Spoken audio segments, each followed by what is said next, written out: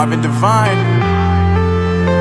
I'm saying bye to all the lies and all the times you cried, saying that I wasn't right, yet I was right by your side. You manipulator, playing games, your friends commentators, and I don't know what you say about our private conversations, but it's got them hating. Thanks to all the rumors you be claiming. It's cool, I'm done with you, so they can throw you a celebration. You gon' hate it when you see me with somebody living better. I'm trying to tell you that me just doing me gon' have you jealous.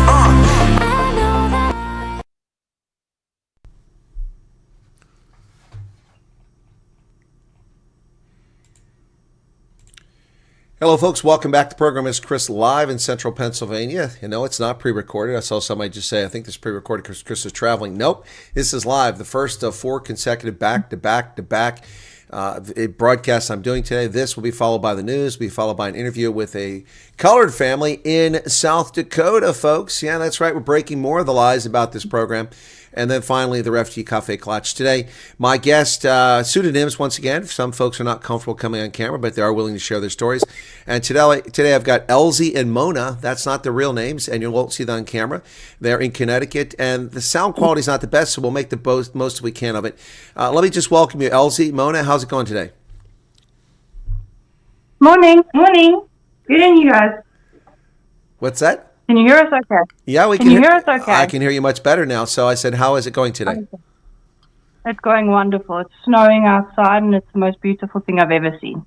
Well, I have 2 inches of snow that will disagree with you. It's not the most beautiful thing. I've got to shovel it. So anyway, but we've got 2 inches of snow here in central Pennsylvania. I think we have the same storm hitting us.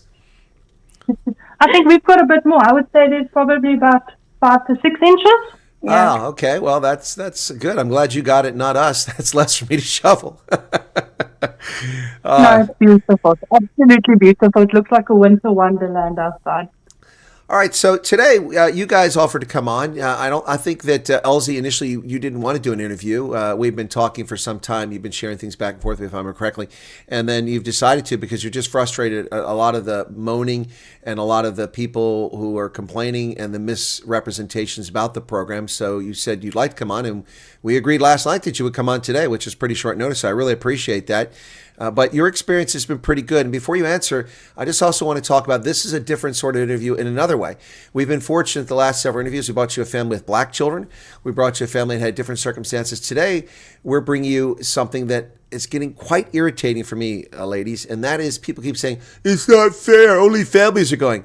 Well, these 2 ladies disprove that. These are 2 unattached ladies who are in Connecticut, and you happen to be living in the same location. Is that correct? Yeah, so what happened it's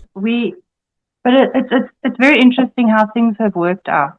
So it's very interesting how we were apart from each other and then met each other in our hotel and we became friends, and then we asked to live in our own little places and stuff, and then what happened is they said, we've got a beautiful house for you, but it's for the both of you together. Is it something you would consider? And because I've been looking online what it costs more or less to rent a 1-bedroom, and it's expensive, and if we shared, especially just for the first year, it would really help us a lot. So we decided together, you know what, actually let's give it a go. And we chatted about things and made plans, and then we became really excited. And we were supposed to go in just before Christmas, and unfortunately, like a lot of people know, is that in our case of refugees, we don't have a credit record, we don't have previous rental experience and things like that. So some people aren't willing to rent to people that they don't know. So that place fell through. But we spent Christmas and New Year's in the hotel, and then luck would have it that we actually moved where we were. And it worked out exactly the way it was supposed to be, because we're very happy where they moved us to. We were in a beautiful, beautiful 2-bedroom little house. It's a house, it's not an apartment block. So there's an apartment above us that they're busy renovating, and we have more than enough space. Everything is brand new. It was completely renovated, and we're the first people to live in a beautifully new renovated house. Well, that's amazing. And okay, for clarity, because this will be the next question, I'm sure we'll hear this. Yes, but do you mean you lose your benefits? No, you both are entitled, separate cases, to your own individual benefits for refugee resettlement. Right. So by teaming up and working together, you're getting a lot more house for your value. And it's not just that; it's so nice to have someone to experience everything with. And I'm glad that we found each other and that we came when we were supposed to come and that everything has worked out exactly the way it was supposed to be. And it's a lot better than I ever could have imagined or could have dreamt. And I've got my buddy with me every day and we're experiencing everything together and literally life's an adventure at the moment. Well, gosh, it sounds like all rainbows and unicorns so far. We'll get to see if there are any bad things happen, but it sounds like you're enjoying it so far. Now, when did you arrive on the same time, or was one of you there before the other? Mona came a week before I did, and I flew out on the infamous the 16th of December, but from Cape Town. So you weren't involved with the raid on Woodmead. No, but it was very strange what happened because we got to our location where we were going to meet all the people that were going to give us our packets to get on the plane, and they were late. So we got chatting to all the people that were in the room, and then they were about 45 minutes late, and we didn't know because no one has their phones and things on because obviously we don't want anyone to know where we are. So it was such a strange situation, and then we climbed on the bus and we went to the airport, and there was a lot more security, and they separated us all. And only when we were standing in line to check in did we see what was going on in Joburg. And everyone was panicking and freaking out, but they're going to cancel us as well. And the USCIS people that helped us, they said, you are flying today. And we put our tickets on the table, went through, no problem. So it was perfect. Well, that was quite an eventful departure, one you'll never forget, to say the least. You know, when I get back to South Africa, I've talked about this, it's going to be weird because when I come back, I guarantee on the flight that I come home on, there's going to be a lot of refugees there. Yes. Yes. And what's interesting is there's so many people flying from South Africa that aren't refugees. So you have to kind of be careful who you talk to. And you're like, what's your final destination? And they're like, what do you mean? We're visiting family. Well, yeah, you can't assume. And that's what this thing started at the very beginning. I told people that because people thought they're clever, and some of the people are trying to upset this program said, oh, that's fine. We'll just block charter flights. I'm like, why are you blocking charter flights? This isn't how this is done in this situation. In this situation, in country after resettlement will be done on commercial flights unless the country goes up in flames, which it hasn't. So, yeah, commercial flights. And you're not the only one on the flight. In fact, you're a small minority of people on there, although the number's increasing. You know, how many people, I don't know if you know how many people came over on the 16th of December, but on the 6th of January, 50 landed. But then on the 15th, 120 landed here. Yeah, we were 39 on our plane. Yeah, see, so it just keeps ramping up. And a lot of people are freaking out about numbers and this, that, and the other. And I tell them, just be patient. Things are moving. Now, we do have a looming government shutdown once again, which is possible, although it looks like we might avert it. But if that happens, things will slow down again. And we'll be in a freeze until that ends. But in the meantime, you guys, well, I'm sure a lot of people hope it doesn't happen. It's very disruptive. I get a lot of people writing to me saying, I've been approved for 4 months. I said, it doesn't mean anything. It hasn't been 4 months. 71 days the government wasn't working. What? Yeah, so it's really 6 weeks, not 4 months. But anyway, so Connecticut, what's Connecticut like? Now, you guys are not in a location I initially thought you were. You're actually in a much nicer location. And so how's that going? Tell me about Connecticut thus far. So what I do want to say is that people, if you see your ticket and it says Bridgeport, Connecticut, don't worry, because Connecticut is beautiful and you're not going to be in Bridgeport. Our agency is there, but they've put us in suburbs surrounding Bridgeport, like where it's houses and a suburb and it's beautiful. And over Christmas, we drove past all of the beautiful lights and things, and it's these beautiful they look like wooden clad houses, but it's actually steel. And it literally looks like you're looking at a movie. You have to pinch yourself on a daily basis that this is where we live. Well, that's amazing. So it turns out you're not in Bridgeport. That's where the agency's at, which I think a lot of people forget out. Look, I mean, I have to say that I couldn't give Bridgeport a rousing endorsement. My aunt lived there when I was a kid, and I didn't really care for it. And then I went back there a couple years ago to watch a hockey game, and I didn't care for it. So it's good to hear that you're not in Bridgeport. Nothing against Bridgeport, but it's not a place I would be living. I'm just saying. So I'm glad you're not there. So it's a lot more like a city, and where we are we're in the suburbs. So you're kind of in a peri-urban environment. Yes. Okay. So what's been the most exciting thing so far? You've both been over here for a month or a little over a month. I mean, what's the most amazing thing to you so far since you arrived in the U.S. soil? I have to say, number one is the people. Okay. Like, we've been absolutely overwhelmed with the wonderful people we've met. I've made friends here that are other South Africans. There's people in the Tawu group. They drove 3 hours from New Jersey to come and see us, and they're South Africans as well. They drove their family 3 hours here to come and take us out to lunch, and we went to a Cracker Barrel, and then they drove 3 hours back home again. It's just to make sure that we were okay and see how we are. And it's been overwhelming, the amount of love and support we've had. Like, our landlord is an absolute angel, and he's looking after us, and if we need something, he offers his time to go get us furniture or to drive us somewhere. His wife gave us a bus pass for free for the whole month, so we're allowed to get on and off a bus whenever we want.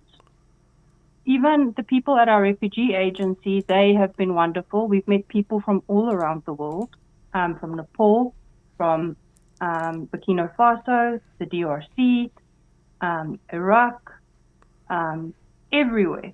I've never met so many people from so many different countries concentrated in one place, and they're all amazing. I'm not saying that there hasn't been hiccups.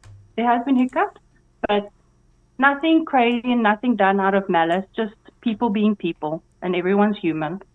So that's been one of the most overwhelming and nicest things here, is the people. And people are friendly here, and people have manners here. I'm not saying everyone, but the majority of people, if you do something wrong in a shopping market or in like Walmart, or you bump someone and you say, "Excuse me," they're like, "No problem, you're all right." And you say thank you, and they say you're welcome. Like, it's really been overwhelming how nice people are here. Well, that's good to hear. But then it's not a surprise for me as an American. I know Americans are very generous and friendly and outgoing, so it's not a surprise to me. But we've got our share of turds too. There are some rude and disrespectful people. Look at Minneapolis, what's going on there. So it's not all rainbows. But the bottom line is most people are pretty good. So let me just go to the just most obvious, and this is one kids are going to love. What about the snow? I mean, have you seen snow before? Or is this your first experience? It's actually snowing like at this moment. Yeah, and it's beautiful. It's big flakes, and it's not what you would think it's not what you think it's going to be. It falls so slowly. It looks like feathers that are falling out of the sky. And feathers, okay. I've seen snow, but then when it's already fallen. And on New Year's Eve, I think a night or two before New Year's Eve, we went outside so that I could go and see snow. And I sent you a video of it. I was so blown away. It was one of the most beautiful things I've ever seen in my life. Well, that's pretty amazing. I'm glad to hear that you're having a good snow experience, which is always nice for South Africans to experience it for kind of sort of the first time, since you're seeing fall for the first time. So how are you getting around? I mean, a number of people have been able to buy vehicles already. Are you using public transport? Are you walking? Are you hitchhiking? Please don't do that. Or have you got a vehicle? What's the story? So Mona and myself, and I also want to give people reassurance, we came with very little money. I had $144 to my name. Wow, that's not much at all. That's 5 trips to Five Guys. Yeah. So, and our agency's been picking us up and taking us shopping and things like that, or we walk because it's safe to walk here, and we catch the bus, and we've had very funny experiences with the bus, but it's been an adventure, and we've been very brave, and we climb on the bus, and then we go where we need to go, and then warn our friends and say, "Don't take the wrong bus," and then we get on the wrong bus, and then realize we're on the wrong bus and have to get off the bus. And then at least we had to walk. It wasn't more than a mile that we had to walk home, but it was in the rain. So when we do things, we do it properly. We do it in the worst weather. But yeah, we're using the bus at the moment. We haven't tried the train yet. We have been warned that, like, literally, if you do take the train, make sure that it's during peak times and that kind of thing, because the public transport, because we're close to New York, so the public transport here is extremely buff.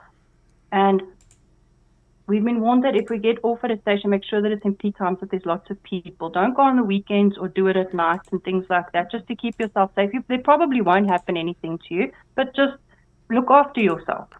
Make sure that you don't, in the middle of the night, two women get on a train, especially if you get on the wrong train or the wrong bus, and then you don't know where you are. So we have been warned to just keep our wits about us. Well, I mean, that's a fair thing. That's pretty good advice in London or in Berlin or, in Zurich. It really doesn't matter. It's not wise, unfortunately, in this world for women to be alone at night on public transport. It's just the nature of things in the world we're in. But it sounds like you've sorted out, other than I think we chatted and you guys wound up in the wrong place and went a little bit out of your ways once. Is that true? Yes, we went a little bit out of our ways, but we could walk home and we GPS'd it back.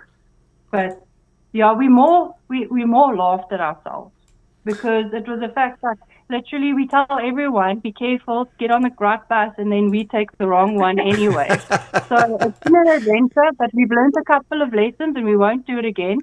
Last Sunday evening, we went outside to watch the snow and then closed the door and then tried to go back inside and we locked ourselves out in the snow. without a phone, without a key, nothing. So we ran next door and our neighbors were lovely, lovely people and they let us sit there and they at least had our landlord's number, and 10 minutes later he came and he opened the door for us. Oh, wow. That had to be embarrassing, but I'm sure you were grateful he showed up and opened the door. Yeah, but we won't do it again. We were absolutely soaking wet and we were freezing because we were in our pajamas with our slippers on, running up and down in the road in the middle of the night. It was hilarious. I'm not even going to ask why you went into the town in your pajamas. You sound like American college students. I'll just leave it at that. Okay. Half on talk, looking at the snow, and we were not intending on locking ourselves out of our own house. Okay. Well, there's a good life lesson for people. Okay, so let me ask some questions here, and you may have different answers because you arrived different times. So if you both need to answer, that's fine. But let me just start off and ask the questions. Okay, so have you gotten a Social Security number?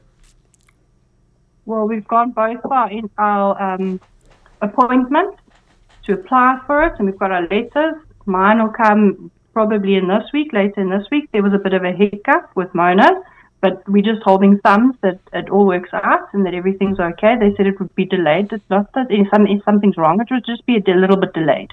So we're just holding thumbs that it comes through quickly. We've already received our,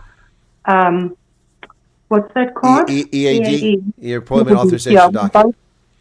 We've both gotten our cards already. We've even gotten our first mail for our bills and things like that. So we have proof of residence. Everything's fine. All right, cool. Let's talk about your refugee assistance officer. Did they greet you at the airport? They did. All right. Did they take you to temporary accommodation? Yeah. All right. And now you're in permanent accommodation. Yeah. Are you satisfied with the level of assistance you're getting from the refugee assistance agents? Yeah. There's a few things that they're not as communicative as you would hope, but obviously you have to understand that people are different cultures and that they might not do things according to, in my head, how it should be. But everything that we need, we have. Okay, well, that's good. So, when we've talked, I got the impression that you're pretty happy with what the support they're providing you so far. Yeah. No, they look after us really well, and all of them are so nice and so friendly. We've gone for our English tests, which we aced, both of us. We had about a 2-hour course on how to do our resumes and how to apply for jobs and which is the right websites to look at. And every time we go there, we see everyone and they're really, really nice to us. It's been a very lovely experience. There are things like I wish that they would talk to us more and communicate a bit more. But other than that, it's never done out of malice. It's just because people are people. Well, it might also be a question of resources, too. A lot of these organizations can't afford to pay all their staff anymore because the level of funding has dropped precipitously. When you take in 80 to 100,000 refugees and spend $2.9 billion, you have a lot more resources. Yeah. And many of these agencies had to furlough or make redundant a lot of their workers. So they might be short-staffed, too, in dealing with these issues because in theory, the only people they should be dealing with for the most part right now are South Africans, but I'll bet they're still providing assistance to Afghans, Congolese, Burmese who are coming to the refugee center, even though their time period has ended. I suspect that's the case. Yeah, it's like when we went to do our English test, there were people that they were either, I can't say where they were from because we didn't speak to them, but it looks like their English wasn't 100% and they were taking the test more than once. So I know that there's people, so we see the other people that they're helping in the center, and it's nice to see that it's not just us, and we have to understand that it's not just us. Well, and that was a question I was going to... Sorry, go ahead. And what I have to say is that as South Africans, we've kind of stumped the people that are helping us, because we are a different kettle of fish, and they are absolutely blown away about how capable we are and how enthusiastic we are, and that we're ready to do the thing. And I'm like, I've been waiting a year. I was ready for this. I've been preparing mentally for this for a year. We didn't come here to play.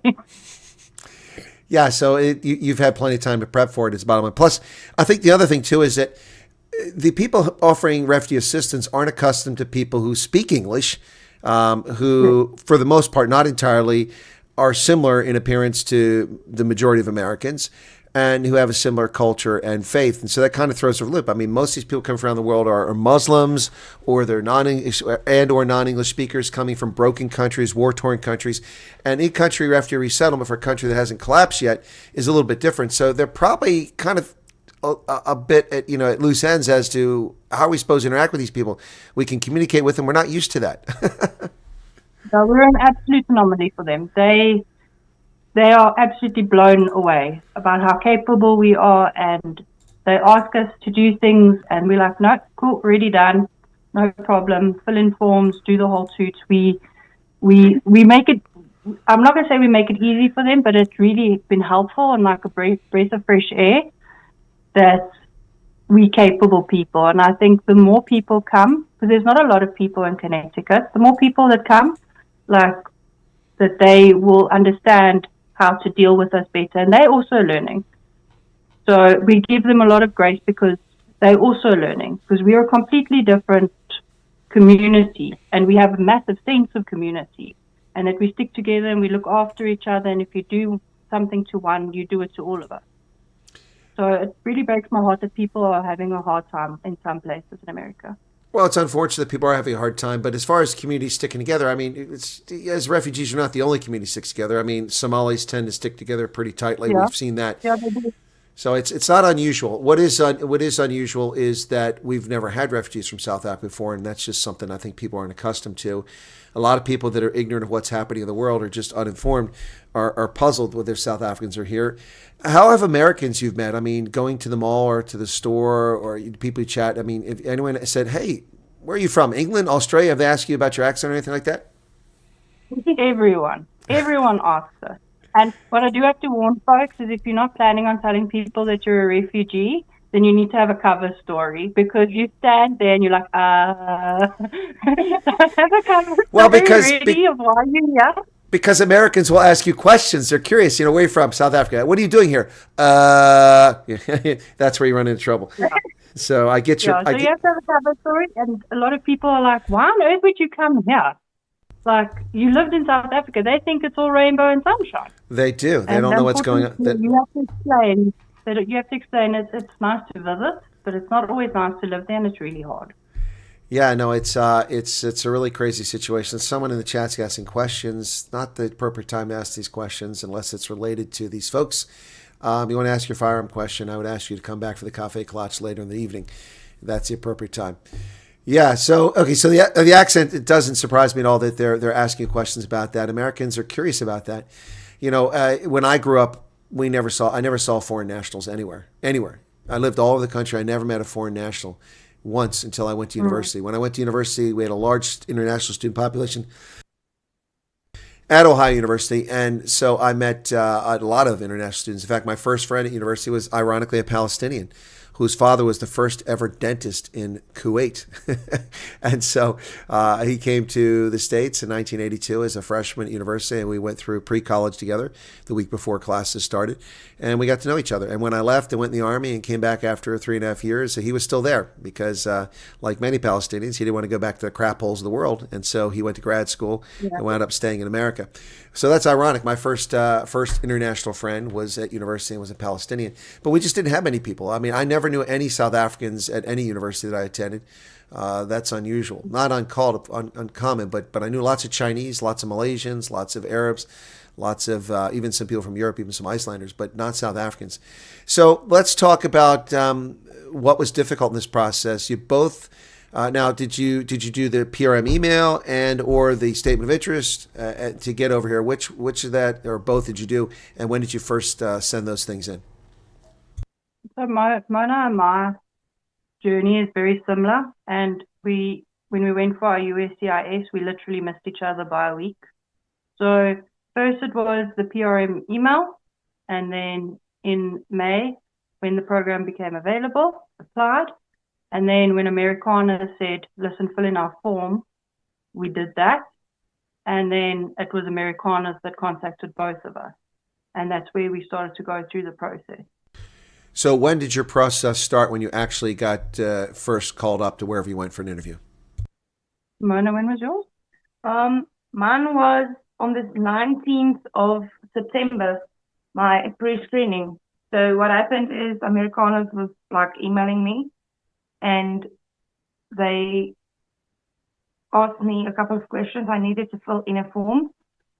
And the next week, following week, the Monday, I got an email from RSC. The next day, the Tuesday, they called me and they actually scheduled my pre-screening for the Friday, for the 19th. And the following week, on the 25th, I had to go for my USCIS. And the week after, the Tuesday, I needed to go for my medical. And before my medical even came in, I had my approval letter. So, and then I had to wait for my flight ticket. All right. So mine was everything in 1 week. So I basically did everything in 3 days. So they phoned me on the Thursday and said, you need to be in Pretoria on Monday. And I went through, and then I did my pre-screening the Monday. Then the Tuesday, I did my medicals. And then the Wednesday was a public holiday. It was Heritage Day. And then I did my USCIS. And before I'd even landed back in Cape Town and driving, because I don't live in Cape Town, I live outside of Cape Town, I was still driving to where we live, and I got my letter of approval. And both of us, we went to Pretoria. Pretoria, yeah. All right, so both of you did the PRM and then the statement of interest. And so this is important because I'm constantly getting bombarded by people going, it's not fair.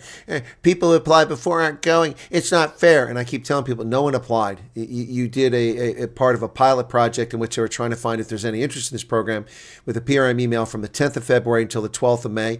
You submitted that. That just said you had an interest. And from that group of thousands of people who sent an email in, there were 100 approximately that were called in for interviews, and of those, 59 came over in the first batch.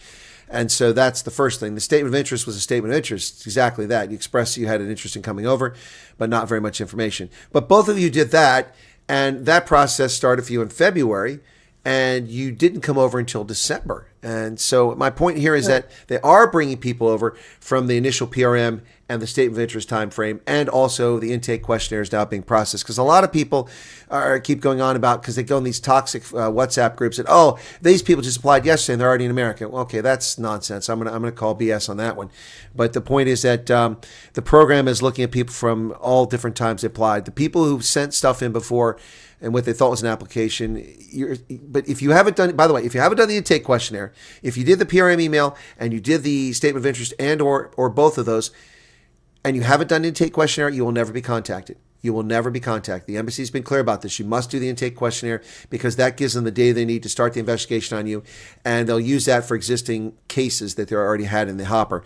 But if you don't do it, you're not going anywhere. So if you did a PRM email and you did a statement of interest and you haven't been called for an interview yet, then you need to do the intake questionnaire. It doesn't mean you move to the back of the queue. It just means they need the information. But the longer you sit around and wait to fill it out and being stubborn and saying, I applied a year ago, which you didn't do, you're just not going to get in. Anyway, so I think it's important you guys are here. We got two people who are singletons. You're not a family. You didn't bring kids. You didn't bring a spouse with you. You came over on your own. You're managing to get together. You guys have linked up. You've become friends. You're living in the same place, and you've got a house, not even an apartment. That's amazing. Yes, it's lovely. We didn't need to do the intake because we'd already been approved when that became available. So neither of us needed to do that, which I know it's pretty hardcore. People have said it takes a really long time to do it, but it really saves a lot of time because all of the questions that they ask you in your interview are things that are basically in those forms. So you don't need to You don't need to tell them from A to Z, and it saves a lot of time. It makes the process quicker. Yeah, and that's exactly what I said. What they've done is they've matured this program from its pilot project to its proof of concept into a program now that actually collects most of the information you give them voluntarily, which allows them to start your case immediately behind the scenes so that when they call you in, it can go much faster. Yeah, I have to tell you something that's super funny.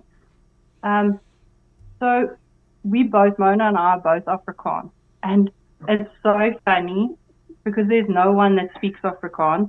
And we know we're very few and far between here. So when we speak Afrikaans, you can see people's brains processing. And they're like, what? And the thing is even when they're processing and I can see that they're looking at us, we say to each other in Afrikaans, like, look, they're giving us the beady eyeball. They're not sure about us, but we can say it in Afrikaans and no one knows what we're saying. It is so much fun. Well, I'm going to offer you a word of caution. There's a lot more Afrikaans speakers in America than you realize. Maybe not where you're at, but be careful. You wind up in Manhattan, you start speaking Afrikaans, just like the South Africans that live in London. I've cautioned them because I've been on the tube and I've heard them talking about other people. And I caution them in Afrikaans to say, be careful. People understand what you're saying, and you should see their jaws drop.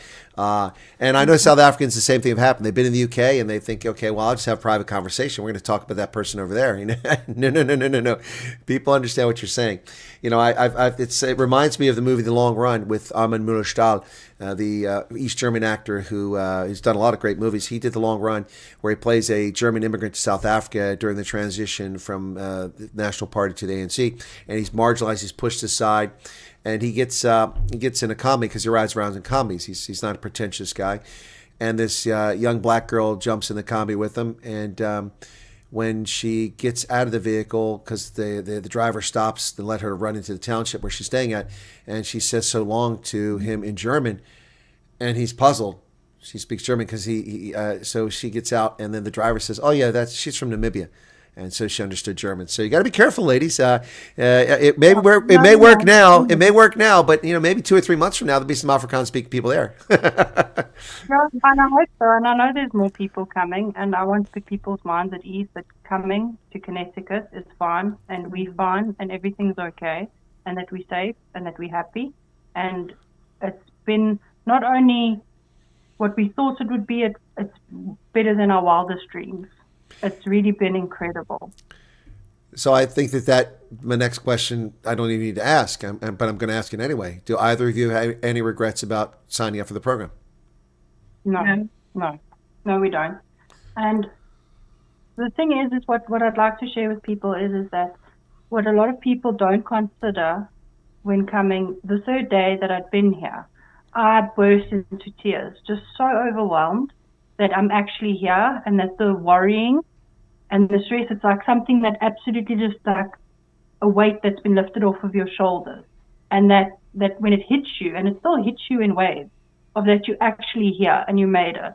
It's the most beautiful thing in the world. Yes, it's hard to say goodbye to your people, and that at least I had Mona here, a shoulder to cry on, but find people to look after you and support you and are going through what you're going through, and that they're there to hold you up because they know exactly how you feel. It's very hard to explain to people who aren't going through it how it feels, and that it's very overwhelming at times. You walk into a shopping mall and there's like 2 full aisles that the eye can see full of bread, and you're overwhelmed and you have no idea what to buy, and all the food is different, and you get so much money to buy food and you want to use it wisely, but you stand for like 45 minutes just looking at bread.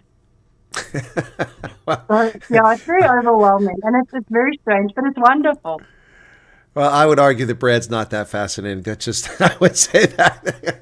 But I've never seen so much bread in my life. Well, check out the breakfast cereal aisle. You'll really be dumbfounded. Oof, man, so many varieties. So it's not polite to ask ladies their age, but you're not on screen. And so someone said, do you mind sharing your ages? Okay, so I'm 39 and I'm 33. 33. So you're both guilty of apartheid because you were born just before they took over. Baby, I don't know anything about it. Very innocent. No, very innocent. We were kids. so we took no part in that. Yeah, no, I'm just trying to make a point there. I've made the point about this is that most of the people, a large number of the people coming over so far have been people who were born after or just before the ANC took power. The only government they've ever known is the ANC, certainly as adults. Yet we saw people disparaging this program and saying that South Africans unworthy, taking the context of South Africa 1985 into account, not South Africa in 2025, which is a very different world than it was in 1985, 40 years ago. So both of you, without going into detail, you don't have to tell me horrific stories if there are any. Did you suffer from past racial persecution which you were able to articulate, and or were you simply concerned about future persecution, and could you articulate that? What was the situation for you, Mona? Well, it was past and future. Nothing obviously to me had happened that was like blatantly racist, and I hadn't been attacked in my house. But I know that there are horror stories. But all I had to say was there's laws that have been put in place that will take the clothes off of my back. And it doesn't matter how hard I worked for any of those things. They can take it just because they can, and they've made it legal. Then the other thing is the fact that if you want to speak out on any of these issues or have an opinion about it or argue with anyone online about it, there's no ways that you can say anything. So we've been muzzled. And I took to my interview, I said about thought-provoking, and that's the biggest media house, and one of the biggest media houses in South Africa, basically ruined this person's life just for telling the truth. And that's what could possibly happen to any one of us. And it's not fair that we're not allowed to say anything. No, that's actually a very good point here. What's been done to Twatterboss in what is purportedly journalism, it's simply malicious criminal activity directed against that gentleman for simply telling the truth. And then the media lying about it. Their disinformation claiming that he influenced Donald Trump. What a ridiculous bunch of nonsense. The level of insults coming from the News 24 media house are just absolutely astounding. But that's a good point. I mean, I haven't talked to other refugees who said they pointed out the Twatterboss situation. That's a very good example. Most people point to Malema and his threats about Kill the Boer. But I think the Twatterboss stories... But those are like violence. It's just too late to kind of... If I had to go someone now and make my version of things, I would get attacked. And they make like it's not happening. It's important people to don't to have. Well, in everything you just said got broken up. So Elize, can you jump in with your? Oh. She's popped off the view. Oh, she stepped out for the moment. Okay. Just give me a second. Can you hear me? I can hear you now, yes. But everything you said a moment ago is all broken up. Okay. No, I wanted the people in the interview to understand that it's really hard to talk on the things that happen in South Africa, and that it's not fair, and we're not allowed to say anything because somehow we deserve it. Yeah, and that's the excuse always given. You know, because you're white, you deserve to be treated like crap. I mean, that alone is persecution that needs to be highlighted. And I don't think people around the world understand or even care about the level of persecution. It's not just whites; it's coloreds and Indians as well. And some black people associate and affiliate with the white, Indian, or colored community are also demonized. It's really sad and shocking to see. Okay, Mona's back again. So if she wants to share anything that, well, your past and present persecution? Yeah, it's just on the past and the future that I actually articulated in the interview that I had. You just have to tell the truth. And yeah, no lying. Please. No lying. Please. If you lie, there's big problems. And they know a lot more than what you think they do. Yes, they do. I've cautioned people. I've also said an act of omission. Someone wrote me an email in the past couple of days and said, I got a DUI at 18. I'm thinking I shouldn't tell them because it'll jeopardize my chance of coming over. So my response was, no. You intend to lie by omitting information that's critical, potentially derogatory information, and you think they're not going to find out about it? Yikes. No, they know a lot more about us than what people realize, and even before you've sat down, they know exactly who you are. Yeah, but my concern with that, ladies, is that, and I'm not picking on the person. If you're watching, I haven't called you out, I haven't identified who you are. But my concern is that morally, you think it's the right decision to tell people to not tell them the truth just so you can get out of the country? What kind of person are you? Tell the truth. Exactly. I mean, Exactly. as I wrote to the person that sent me that, I said, listen, if I was an adjudicator and that was the only derogatory information I had on you, and say you're 40, I don't know how old the person, say you're 48, and that was 18, and that's the only bad thing that's happened, I would chalk that up to youthful indiscretion. And that's not a pattern of conduct. So you're not a bad person. You just made a bad judgment at an early age in life when you're, frankly, your brain isn't fully formed. We know that 18-year-olds, their brain is still developing. Some of them apparently not, if they're Democrats in America, but I'm just saying. So anyway, but it's always... There's nothing wrong with making mistakes, but be honest about your mistakes. If you've done something that you're not proud of, rather say it. Then it means that you're not there to pull the wool over anyone's eyes, and that you're going to be honest about things. There's a lot of people, like, they ask you questions like if you've ever done drugs and stuff before, and I was like, no, because I don't use drugs. And I'm like, no, wait, when I was 18, and he's like, no, don't worry about 18. That was many years ago. He wants to know if I'm still doing drugs. Yeah, let me roll up your sleeves. Let me see your arm for track marks. That's what they're worried about now. Yeah. And look, people are like, well, what business is theirs? Well, excuse me, it's our business. Our government has a responsibility not to import problems, which is what Biden did.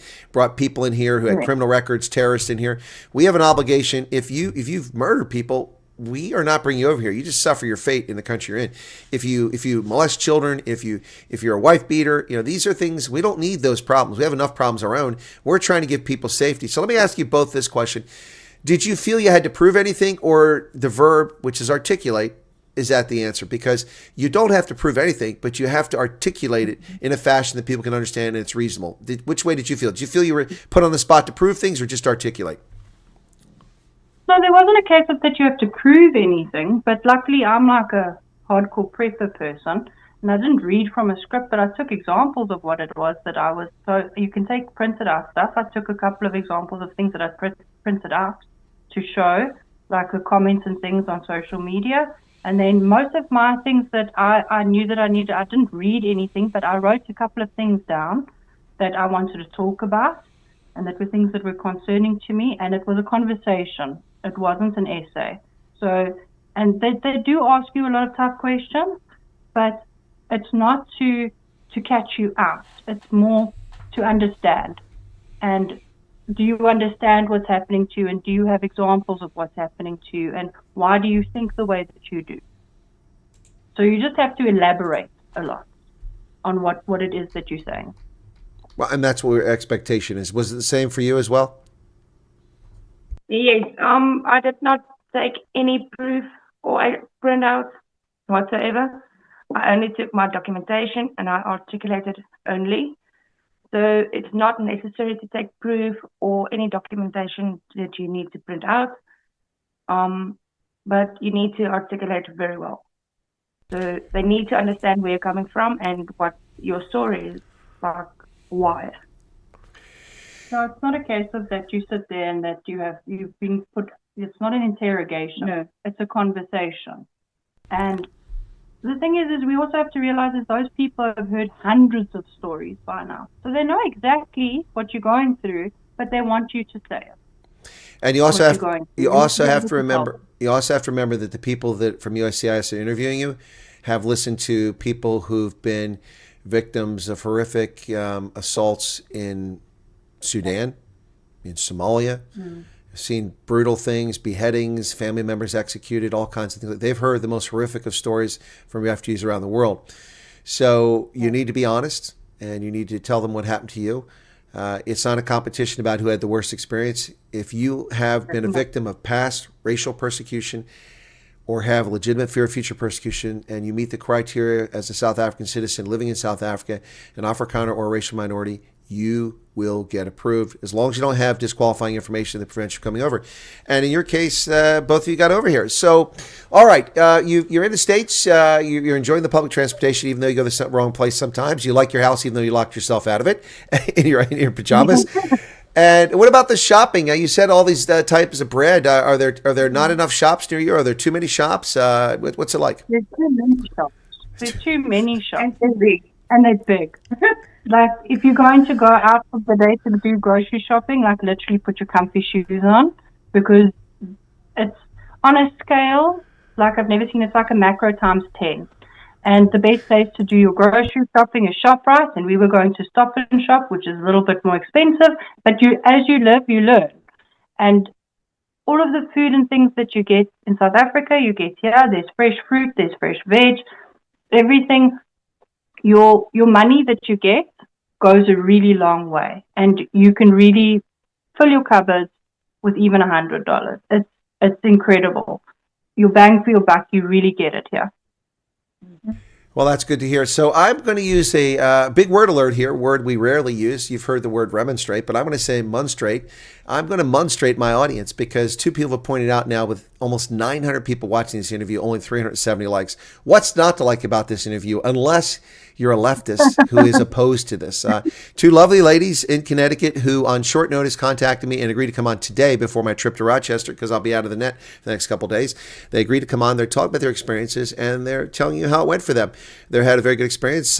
Both are singletons who came to the States. They're living together in a house and they're enjoying their experience thus far. Ladies, do you envision yourself staying in Connecticut or are you going to get comfortable, figure things out, get a feel for things, and then maybe consider moving to a warmer place in the future? No, both of us are very happy in Connecticut. I said to Mona the other day, I'm like, have we literally landed with our bums in the butter? Is that what we've actually done here? And she was like, I think we actually have, because I really like winter and I like it cold. So, and summer temperatures get up to 28, 29 in the hottest month. Yeah, degrees Celsius. And then it's like, those are only like 7 days of the hottest. So out of a month, they say July, only for 7 days it'll be 29. And that's the hottest it gets here, which is amazing. Well, the good news, too, is that you can go down to the ocean. It's not that far away. Everywhere in Connecticut's close to the Atlantic Ocean. You can just relax. And if you have a vehicle eventually, you can go up to, New England, which is, you're in New England, but I mean further up, New Hampshire and Maine. It's just beautiful up there and enjoy your time up there. So if I may ask, are either of you, do you have a profession or what field do you work in? Can we start with Mona? Okay, so basically I do not have any qualifications on my name. And there's a lot of jobs, like the field is open this side. It's not, you're not like limited on jobs. Yeah. And my work experience, my work experience is actually like in sales, reception, admin, and there's a bunch of job openings this side for that. But that you also need to keep in mind is it's not only in your location. There's a lot of locations around you that's got jobs, and it's not hard to get by. So you have your public transport to rely on, and it's not going to take you like 2 to 3 hours to get there.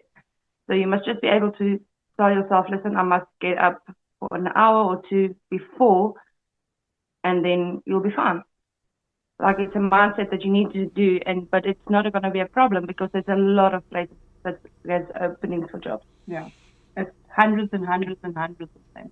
So, my background is in... Sorry? No, I was going to say, Elsie, go ahead, but you started. Go ahead. So my background is in restaurant management. So I did that for more than 10 years, and I want to go back into that field because I love it. I've never learned so much to do with people and to do the things that a lot of people aren't super interested in. Like I love learning about human resources and I love learning about health and safety. So I want to try and get into a hotel group where I can get certifications in certain things. I've got it in experience, but I'd like to actually have the documents behind my name. But Google is your best friend. Because we don't know our area. Connecticut is a funny place because it's not just like a small town and then you have to travel far, like the suburbs are all on top of each other. And if you put into Google, okay, this is where this job is, how would I get there? It helps you find and how long your commute would be and all of those things. So it's pretty fascinating. The public transport here is really, really, really amazing. And I've been watching Fox 5 every morning because that's from New York. Those trains are on time, hey? They make sure that people get to work and that you can expect your train to come when it says it's going to come. Yeah, not like the buses. Not like the buses. They're a few minutes behind or a few minutes faster. Well, you got to remember the buses are subject to the vagaries of what the traffic is on the road, whereas the trains, there's no other traffic on there. It's just the trains, so they can get there in time. Also, I need to caution people that's the case where they're at in Connecticut, because the density of population in New England and New York, New Jersey, they're all the way down to D.C. There's a huge population. It's possible to have public transportation. And we have public transportation all over the country, but if you live in South Dakota, which is the interview I'm doing later today, the public transportation probably isn't going to meet your needs in most places. Here, we have a bus service, but it doesn't service where I'm at. I'd have to walk a few miles to find a bus. And it's just, you have to have a car. Most of America, you need to have a car. But there are places in America where, like in Europe, you don't need to have a car. You can use public transportation. So I want to make sure people understand that the country is massive. So ladies, you heard about my Rochester meet and greet, and you decided you were going to come to it. But then a little funny thing happened when you looked at how far it was, huh? Yeah, because we think, okay, no, New York, that's just the states below us. New York is, 215 miles away from where we are? And we were like, no, but then we'll get in 10 hours to get to Rochester. It's like literally on the border of Canada. And we're like, oh, that's not going to work. Yeah, so I talked to them yesterday, and they said, yeah, we were going to come to your meet and greet. And I'm like, before they even finished the sentence, I said, but you're in Connecticut. You realize how they say, yeah, we know how far it is now. It'll take us 10 hours on a bus. It's going to take me 5 hours, and I'm in Pennsylvania directly below. It's a straight shot. I mean, the highway is almost directly from south to north, going all the way up to Rochester. It's geographically directly north of me, but it's 500 kilometers away, and it takes 5 hours to get there because much of the road is not highway. It's secondary road, so you slow down for robots and such, but only about 2/3 or about 60% of it's actually highway. So that's 5 hours of driving. You guys 10 hours on a bus, and I think you quickly change your plans. Yeah, because it would take us 2 days. Yeah, so no, I appreciate the enthusiasm. I can't promise I'm coming to Connecticut anytime soon, but what I might do is look at something that's more feasible to come to New England as such. And what I mean by that is it's not that expensive. Last time I checked to fly to Boston, I could rent a car and go to Boston and do it much easier because I have no desire to drive to Connecticut again. The last time I did that, I just wanted to put an ice pick through my head. It was so brutal going through New York to get up to Bridgeport. It was such a pain.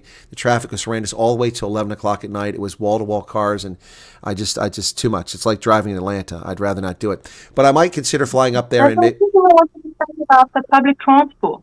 There's literally, in some instances, even if you do get a car, to go, especially if you're going to New York side, the traffic by road is so insane that it actually would be easier for you to drive your car, park it where the train station is, and get on the train. That's true. But for me to take public transport to get to you, I have to go to Harrisburg, which is a half hour. Then from Harrisburg, I have to wait on a train, and I have to go to Philadelphia, which is 2 hours. Then I have to change a train in Philadelphia to go to Grand Central Station in New York City, then change a train to go to Connecticut, and I might have to change it 1 or 2 more times. It would cost me about $500 for that trip, round trip, and it would take me a whole day to get there and a whole day to get back. So, no, believe me. Yeah. Well, if you do decide to come, there's quite a few people here that are big fans of yours, and they would love to meet you. And there's more on their way. I'm sure that maybe if you wait a little while for more people to come and things, that it's definitely worth it, because I know more than one of the people that are here are huge fans of yours and have been watching you for a few years.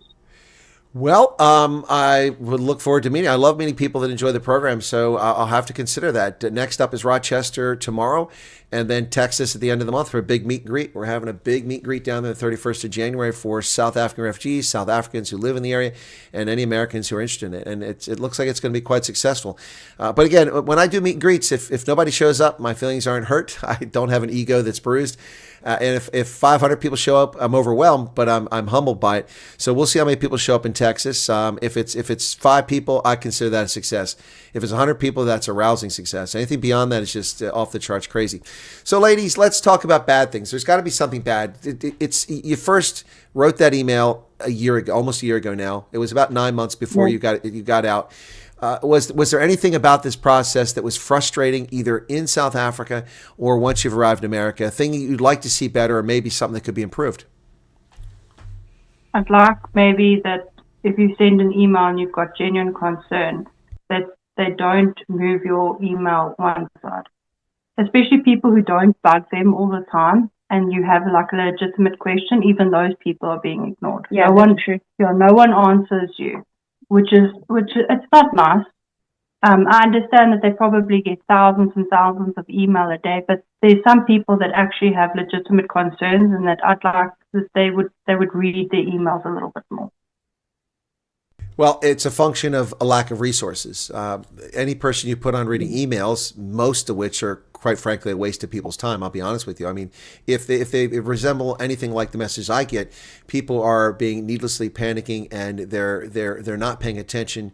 Even looking at the website or filling out the intake questionnaire would answer most of the questions people have. So it's, if they spend, each person they pull off to read emails is one less person to process, and the priority is to get people out. So I understand why they do it. And that's why I've cautioned people along that stop sending emails. You're not helping yourself. That unless they asked for it and gave you a specific email to send it to you to send something, they're not going to respond. They don't have the manpower to do that.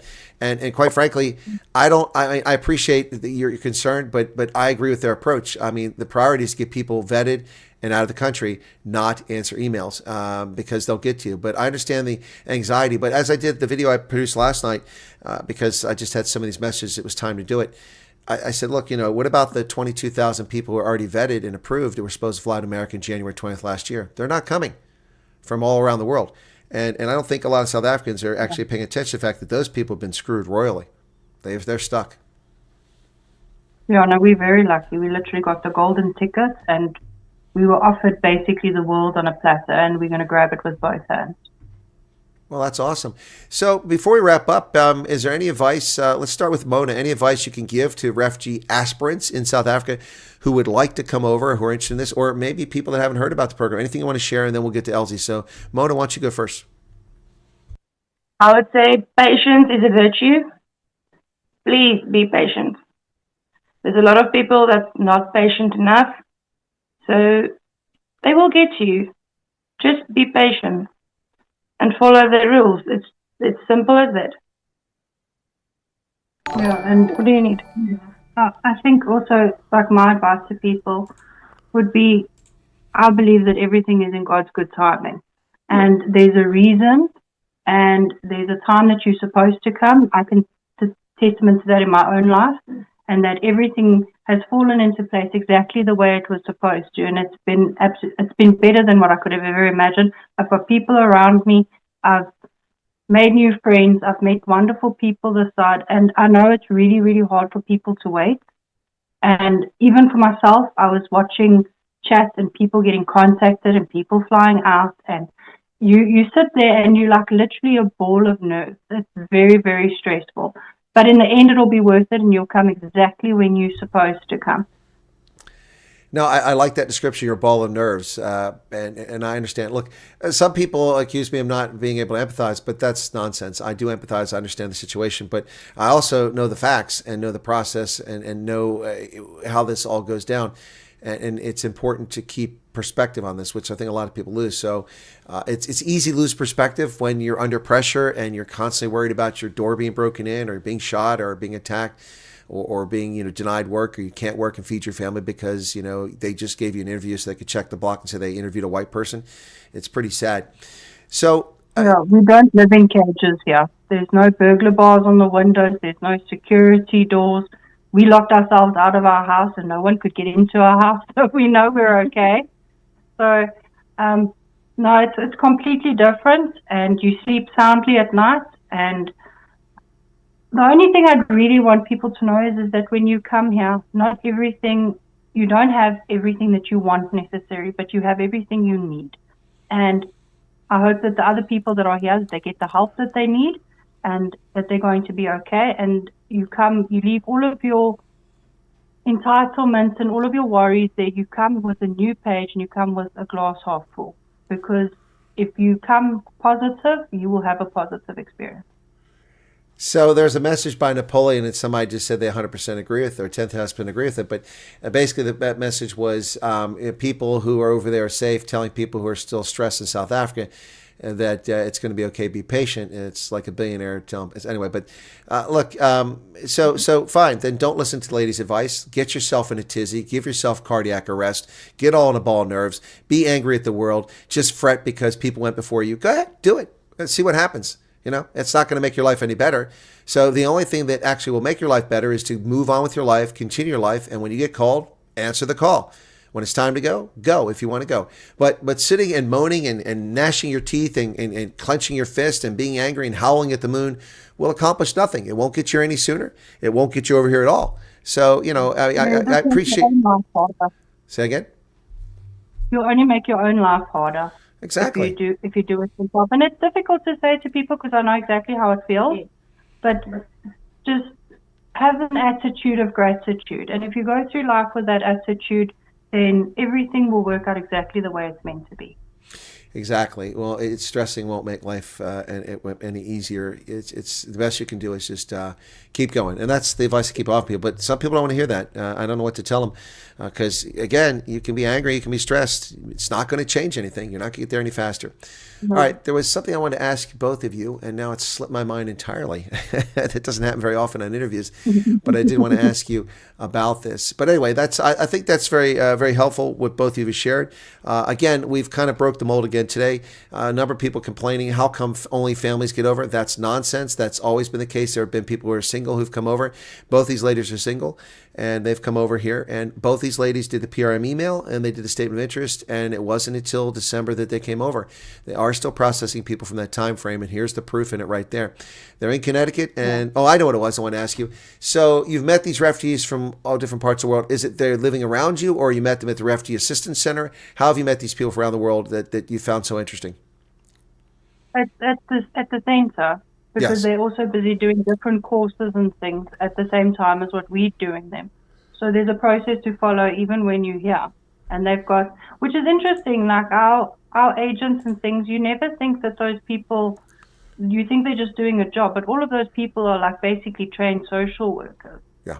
And they have qualifications to look after you, and they treat everyone with dignity and respect, and because everyone comes from different cultures, and it's especially where we are and in New York, it's a melting pot of different cultures that have been put together. So you can't judge another person, and they don't judge us. And the thing is that they don't know. A lot of people in America, I've realized, live in a little bubble, and they have no clue. And if you find a person that's open to listen to us, obviously not just everyone is open to listen to it, but if they ask you about it, share, be open, because no one knows what's going on. Well, I have a warning for both of you. Matthew Dixon, our resident friendly troll, has just given a super chat, and he says, these ladies are single? Thanks, Colonel. Oh my goodness. Matthew is a special creature. I think Matthew is trying to chat you up. But anyway. All right. Well, ladies, this is, he's been put in the naughty corner by Hendo. Oh, goodness. Well, I'm glad that you're having a good experience. Not everyone's having the good experience. There are a few people with bad experiences. Some are genuine, some are embellished. And so we sort through this and try to help people out. But I'm glad you're off to a good start. And I will consider coming up your direction for a meet and greet and to meet with people and chat with people. I'll see what my calendar, my day planner looks like. I've got work college session coming up soon, and so I have to see when that is, and then a trip to South Africa. So we'll see what's going on. But in the meantime, thank you both, and I wish you a happy new year, and it's great to hear from you, and thank you so much for coming on and sharing your experiences. I think people are much wiser and wealthier from a standpoint of knowledge from your sharing of your experiences. So I will leave you with one comment there, ladies, because you talked about speaking Afrikaans, and you have to remember that ek praat nie Afrikaans nie, maar ek verstaan. Yes, you do. I just want to say thank you to you, Colonel, that if things do go awry and things aren't perfect for people, that we have people like you to turn to, and that you will do your best to help us. And it doesn't mean that it's like it's your time, and we appreciate you. We really do. And the fact that we have people to reach out to, and that we're going to be okay.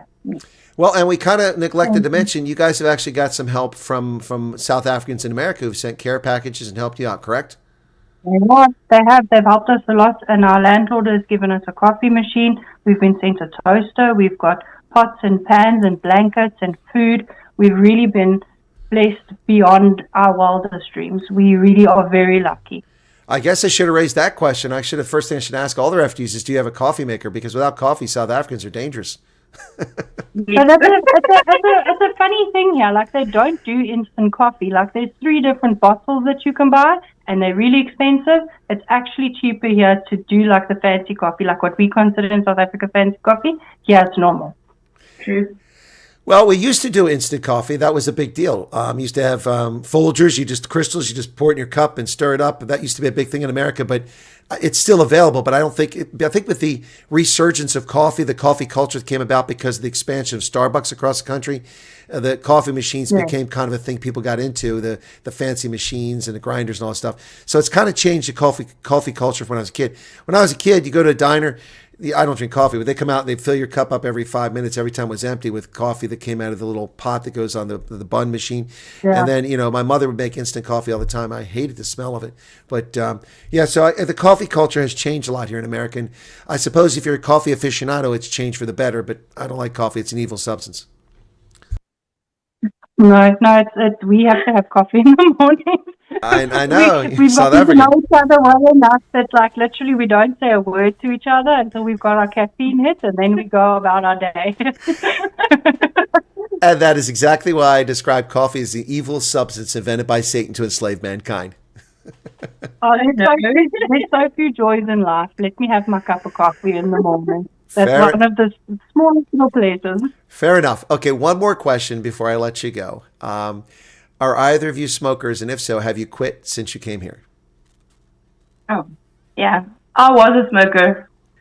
And it's very expensive, this side, and I actually quit it. Yeah, very expensive. So to all of the smokers back in South Africa that's still coming this side, please try and quit smoking before you come, because you're going to smoke yourself bankrupt. So that's my life. I'm not smoking anymore. I had to quit. I just had no other option because I ran out of money. So I didn't have any more money to buy cigarettes, and it was very easy for me actually, because my mindset was on the right spot. And yeah, so now I think I'm almost 3 weeks without cigarettes now, and I'm okay. And think how much money you've saved. Yeah, that's true. That's true. Because in South Africa, it's not that expensive to smoke. But this side, different story. You could buy like a milk, a bread, and a whole meal actually for the price that you buy one packet of cigarettes. So it's insane. Yeah, it's very expensive. All right, guys. Yeah, I smoked for 15 years, and then I vaped for about 6 years, and then I quit in August, and it really helped me on the plane, because that's the thing I was the most worried about. So I vape still, but not nicotine. Ah, okay. Well, that's good that you've given up the smoking. Hopefully you give up the vaping too, but that's a personal choice. That's not my place to interject there. But I just want to share with you very quickly, Faithful Farmer, who is one of our Americans that's from New England, lives up in Vermont, which is not that far from you guys, gives a warm New England welcome to both of you. So I just want to share that before we wrap up. Thank you. All right, ladies, thank you so much for your time. Stay in touch, and maybe down the road, if you're more comfortable, we get you on camera if you want, but there's no obligation to do that. In the meantime, I wish you the best, and maybe I'll get up to New England sometime in the next couple of months, and I'll reach out to you to help coordinate that if you don't mind. No, 100%. We'll be happy to have you. Thank you. So Napoleon Dynamite says, aren't cigarettes like $10? Well, it depends where you're at, Napoleon. New York City, they're $24 a pack, whereas when I was in the Army, you could buy a carton for $3. Yeah, so like a packet of like Marlboros, which is like a normal brand in South Africa, is going to cost you about $17 to $20. Yeah, $17 to $20 for one pack. That's exactly. So it's crazy. If you convert it, even if it's in dollars, that's a lot of money. You can buy a lot of things for $20. Well, that's a trip to McDonald's or Five Guys for me, and I'd take that over a cigarette any day. So yeah, you can buy milk, eggs, bread. Cool drink, you can buy a whole bunch of things for $20. That $20 goes far. Yeah. Well, Joe Texas says cheaper in Texas. Joe, that's because the state doesn't put as heavy a sin tax. States are sovereign. They put their own tax on top of federal tax on cigarettes. So there you go. All right, guys. Thanks a lot. Ladies, enjoy the rest of January. I hope you enjoy the snow. You seem to be enjoying it. And God bless and thank you for your time. Thank you. Thank you, Colonel. Keep well. All right, you as well. Okay, I'll let them drop off, and then I'll wrap it up. We've got the news. We're a little tardy for the news, which is fine. That's not unusual. Let me get them in the waiting room so they can drop off. Okay, so that's it. So that's Elize and Mona, not their real names, two South African refugees who teamed up and have used their resources to get themselves a nice 2-bedroom house in Connecticut. They're loving life right now, and they have no regrets, and they had some good advice for South African refugees, not the least of which is stop smoking. It's good advice. I'm not going after smokers. I'm just saying it's expensive. All right, thank you all so much. The news will follow this. You'll be automatically redirected to the news. If you came for the news, hang tight. We'll be there in a few minutes. Just need to stretch my legs very quickly, make sure my news is in order so I don't start talking about Iran when I mean to talk about Greenland. And that'll take about 5 or 10 minutes. We'll do that. And don't forget, we have an amazing interview coming up at 1 p.m. Eastern Standard Time. That's in 2 hours. That will be 8 p.m. South Africa time with a colored family living in South Dakota who've come over on the refugee program. Despite the lies of the South African government, despite the misinformation of South Africa's media lying about this program, Ronald Mola claiming it's only for Afrikaners. Well, guess what, buddy? You were wrong. You lied, and I'm going to prove it again today, once again. Thank you all so much. God bless. Have a lovely day, and we'll catch you right back here, hopefully in the next 10 minutes for a news broadcast. A lot happening in the world. Donald Trump, Greenland, Iran. Never a dull moment with the Trumpster on board. So hang in there, folks. We'll be right back.